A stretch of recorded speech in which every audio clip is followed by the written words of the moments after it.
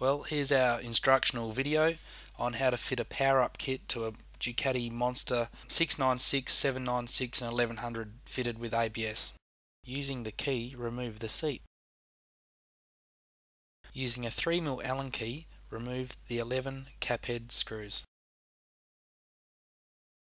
2 of the 11 cap heads are hidden right up the front. Be careful not to lose the 4 steel inserts. The 4 steel inserts will fall out if not removed.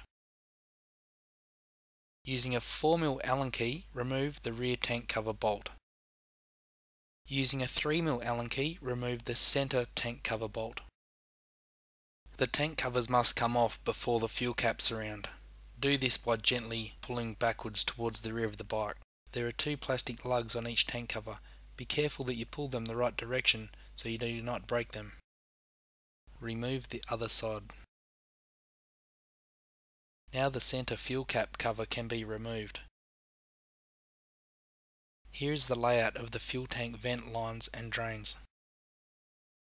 Disconnect hose here.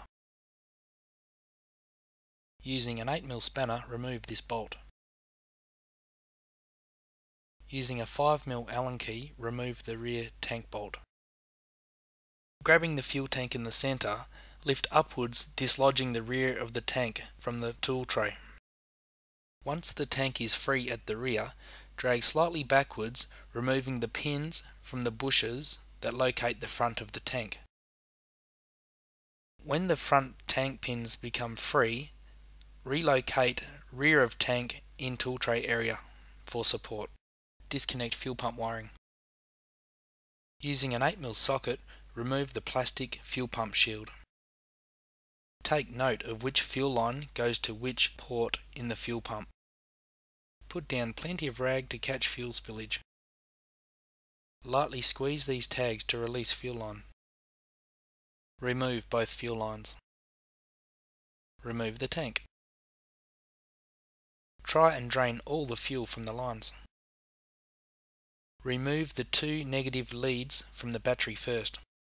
Remove the 2 battery positive leads. Remove the rubber strap from left hand side.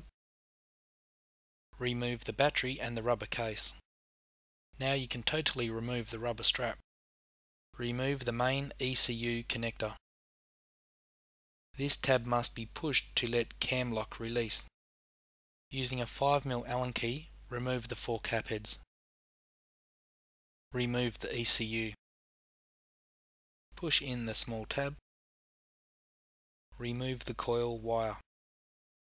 Using a 4mm Allen key, remove the 2 coil bolts. Leave the coil to rest over rear cylinder. Using a 5mm Allen key, remove the battery case bolt and bush. Using a 4mm Allen key, remove the 2 bolts that hold the battery case to the airbox. Be careful not to lose the 2 steel inserts. Using a 3mm Allen key, unbolt the relays. Remove the battery case. Carefully remove the starter solenoid. Allow it to rest over the rear cylinder. Depress the small locking pin on the ABS. Allow the latch to fully disengage. Now you can remove the wiring from the ABS unit. Using a 4mm Allen key, remove the bolts securing the left-hand air scoop. One of the 3 bolts is hidden up under here. Remove the hydraulic clutch line. Remove the screws from the right-hand air scoop. Now carefully lower it downwards. Using a 4mm Allen key, remove the 2 bolts securing the front coil. Be careful not to lose the 2 spaces. Using a 5mm Allen key, remove the cap head securing the front of the airbox. Remove the drain from airbox. This will not be used again. Remove the crankcase breather from the back of the airbox. Using a blade screwdriver, lever off the air idle hose from the underside of the airbox. Lift both of the throttle cables out of the airbox bracket. Using an 8mm socket, unbolt this bracket. Carefully pop this steel clip up. Now the ABS brake lines are free to be removed from the airbox. Using a 10mm spanner, remove the two nuts and bushes securing the ABS unit to the bracket. Remove this plastic retaining clip. Remove this cable tie. This cable tie must be removed. And also this cable tie. Lift the harness out of its mount. Cut this cable tie which secures the rear brake line to the bracket. Lubricate the rubbers so the ABS unit can be lifted from the bracket. Be careful not to lever on these 2 points. Carefully lever the ABS unit from the bracket. Carefully lift it up so you can reach the bolts behind it. Using a 4mm Allen key, remove the 3 bolts. Be careful not to move the ABS unit too much, this will damage your brake lines. Remove the 2 rubber dampeners. Now remove the ABS bracket. Undo the clamp that secures the rubber to the airbox. Undo the clamp that secures the rubber to the airbox on the left. Using a 5mm Allen key, remove the bolt that secures the airbox to the frame. Once again, be careful not to drop the bolt or the spacer. Lift the airbox from the intake rubber. Do the same for the left-hand side of the bike. Now you can carefully remove the airbox. Using some rag, protect the throttle bodies from debris. Carefully remove both the injector wires from the injectors on the throttle bodies.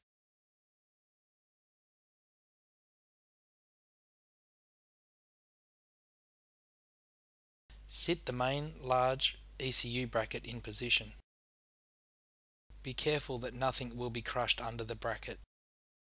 Find the 16mm long bolt and washer. Put this 16mm long bolt in the right hand side of the large bracket, making sure it does not protrude through and touch fuel lines underneath. Find this bolt and spacer assembly in your kit. Sit the spacer between the bracket and the frame rail on the left hand side. Fit the washer to the bolt. Pass it through the bracket, spacer and frame. Fit the remaining washer and nylock on the outside of the frame. Fit the bolt and spacer to the original battery case. Insert the supplied rubber well nuts to large bracket. The well nuts should be facing this direction. Sit the battery case in its original position and up against the rubber well nuts. Tighten down the battery case bolt. Find the 2 supplied M5 25mm long bolts and your original spacers. Fit these bolts and spacers through the battery case and into the bracket. Tighten them with a 4mm Allen key. Fully tighten the rear battery case bolt using a 5mm Allen key. Fully tighten the right hand bracket bolt using a 5mm Allen key. Then check underneath to make sure clearance to the fuel line exists. Using a 5mm Allen key and a 10mm spanner, fully do up the main left hand bracket bolt and nut. Insert the supplied crankcase breather to filter adapter. Tighten up the original clamp. Fit the supplied K&N filter to the adapter and tighten the clamp. Secure the crankcase breather pipe to the rear bracket. Using a 4mm Allen key, remove the 2 bolts that secure the right hand tank bracket. Lightly screw these back into the tank so they cannot be mixed up with longer ones which will damage the fuel tank. Get your original ABS bracket and our supplied ABS bracket. Use your original bolts and our 3 supplied nylock nuts to secure the 2 brackets together. Using a 4mm Allen key and a 10mm spanner, fully tighten the 3 nuts and bolts. Remove the black rubber from the ABS unit and insert it into the ABS bracket as shown. Lubricate the rubber. Press a spigot from the ABS unit into the rubber bush. Using the original spacers and lock nuts, tighten the nuts to secure the ABS unit to the original bracket. The spigot from the ABS unit should poke through the rubber grommet like this. Slide the original right hand tank bracket through the rubber in the frame. Refit the original bolt and washer. Do up the bolt finger tight as it needs to be removed later. Refit the ABS main wiring plug. Pull down the cam lever to fully lock connection home. Fit the starter motor solenoid to the bracket like this. Push it fully home. Using a 3mm Allen key, bolt the relays back to the battery case. Find the supplied M6 25mm long bolts to bolt the ECU to the bracket. Fit the 3 blanking off plugs to the Power Commander 5. Using the supplied Velcro and cable ties, secure the Power Commander 5 to the main bracket. Fit the washer between the ECU and the main bracket. This gives clearance to the cable tie. Using a 5mm Allen key and a 10mm spanner, do up the bolts. Refit the main connector to the ECU. Make sure cam lock clicks to make correct connection. Fit the Power Commander earth lead to one of the bolts mounting the ECU to the main bracket. Read the Power Commander wiring instructions to ensure that you connect the Power Commander to the injectors and the bike's harness correctly. Attach the orange coloured wires from the Power Commander to the front injector and the stock wiring harness.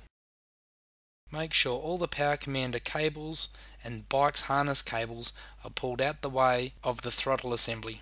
If these cables become loose or routed in the wrong spot, they can make the throttle become stuck. Attach the yellow coloured wires from the Power Commander to the rear injector and the stock wiring harness. Triple check all Power Commander wiring is correctly done and that the steel locking clip is correct on all 4 connections. Locate the throttle position sensor on the throttle bodies. Trim back a small amount of protective sheath. In the Dynajet box you have a wire tap. Fit the lower part of this unit. Screw the barrel end with the sharp point into the grey fitting. Wind it fully home. With the other part of the wire tap, slide it over the grey wire, push the grey wire into the wire tap and wind it fully home. You can smear dielectric grease over this wire tap. Fully secure all the Power Commander cabling in a safe location, especially where the cables could fall into the path of the throttle linkages.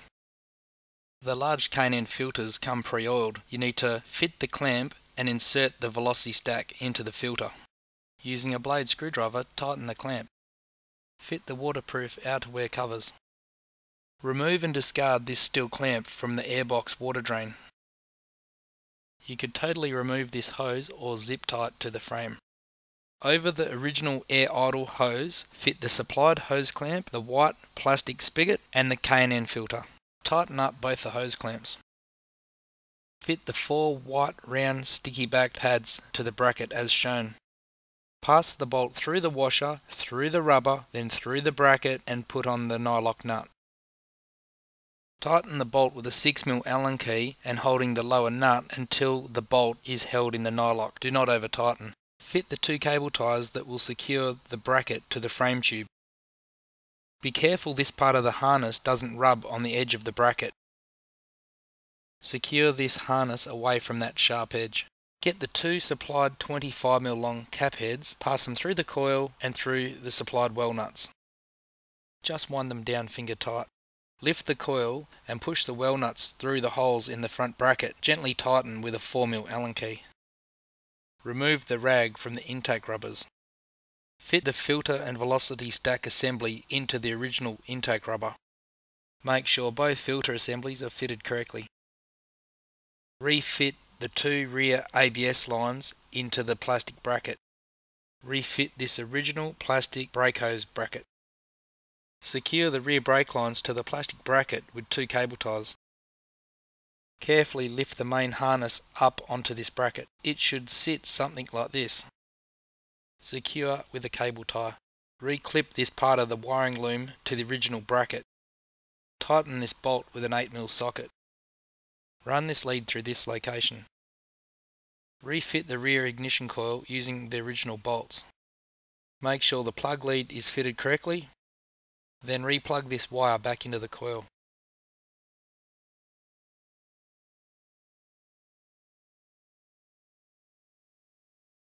Refit the battery retaining rubber strap into the hole in the battery case. Fit the rubber battery housing to the battery.